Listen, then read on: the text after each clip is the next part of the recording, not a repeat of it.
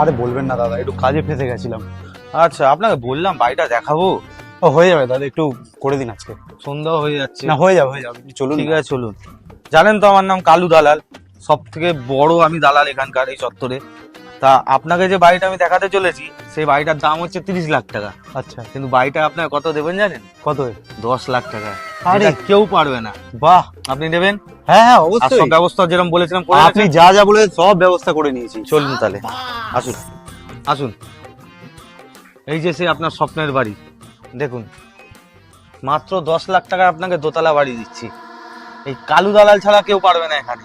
দেখুন সামনে কত বড় জায়গা, আর কি চাই? তাহলে মালিককে ফোন করি, বাড়ির মালিককে। হ্যাঁ হ্যাঁ আপনি রাজি তো দাদা? হ্যাঁ দাদা রাজি। ব্যাস, ঠিক আছে, দাঁড়ান একটু দাঁড়ান।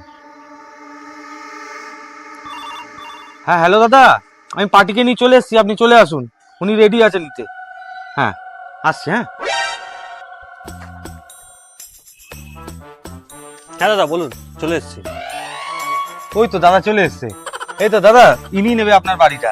আপনি একটু ওর সঙ্গে কথা বলে নিন দাদা। হ্যাঁ ওই যে উনি হচ্ছে বাড়ির মালিক।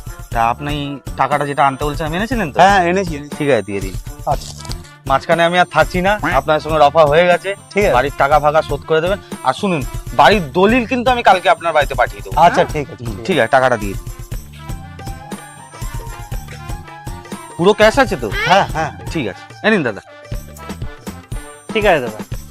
তাহলে দাদা সব পছন্দ হয়ে গেছে, টাকা দেওয়া হয়ে গেছে। তা বাড়ি আপনার পছন্দ তো? একদম একদম। তাহলে বাড়িটা কি এখন দেখবেন আপনি? না না, আপনি যখন ভরসা করে দিয়েছেন আর দেখার কি আছে, তো হ্যাঁ। কালকে দলিলগুলো পাঠিয়ে দেবেন। ব্যাস ব্যাস ব্যাস, ঠিক আছে চলুন তাহলে। এখন কালকে আমি পাঠিয়ে দেবো দলিল। হ্যাঁ, হ্যাঁ চলুন চলুন। চলুন। তাহলে দাদা আপনার সব ক্লিয়ার হয়ে গেল। ঠিক আছে। তা বলছিলাম দাদা, আমারটা একটু দেখো। ও হো আচ্ছা আচ্ছা, সরি দাদা, যে মনে করেন আমি ভুলেই গেছিলাম। আচ্ছা ঠিক আছে। এই নিন, এইটার মধ্যে আপনার 1 লাখ টাকা আছে। 1 লাখ টাকা না, আমার তো 50,000 টাকা দেওয়ার কথা। আরে রাখুন না, আপনি আপনি এত ভালো বাড়ি দেখালেন, 50,000 টাকা কেন, আপনি 1 লাখ টাকা রাখুন।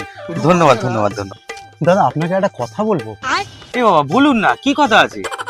বলছি দাদা, 30 লাখ টাকার এত সুন্দর বাড়ি একটা, উনি 10 লাখ টাকায় ছেড়ে দিলেন কেন? আরে তার কারণটা হচ্ছে উনি ওনার স্ত্রীকে নিয়ে ওই বাড়িতে থাকতো। তা ওনার স্ত্রী গলায় দড়ি দিয়ে মারা গেছে। এবার আশেপাশে পাড়ার লোক দেখতে দেখতে ছাদের মধ্যে কে হেঁটে বেড়াচ্ছে আর কি গুনগুন করে ঘরে কাঁদছে। ওই জন্য উনি ঘরটা বেচে দিয়ে দেশের বাড়ি পালিয়ে যাবে। মানে ওখানে ভূত আছে নাকি? আরে তা ভূত আছে কিনা আমি বলতে পারছি না। আমাকে উনি কন্ট্রাক্টটা দিয়েছিল বেচে দেওয়ার, আমি বেচে দিয়েছি। এবার ভূত আছে কি নেই এটা আপনিই বুঝবেন। ঠিক আছে দাদা, আমি চলি। হ্যাঁ এই না না না, আমি আমি এই বাড়ি নেবো না, আমার টাকাগুলো ফেরত দিন। আরে দাদা, টাকা কি করে ফেরত দেবো? টাকা তো ওনাকে দিয়ে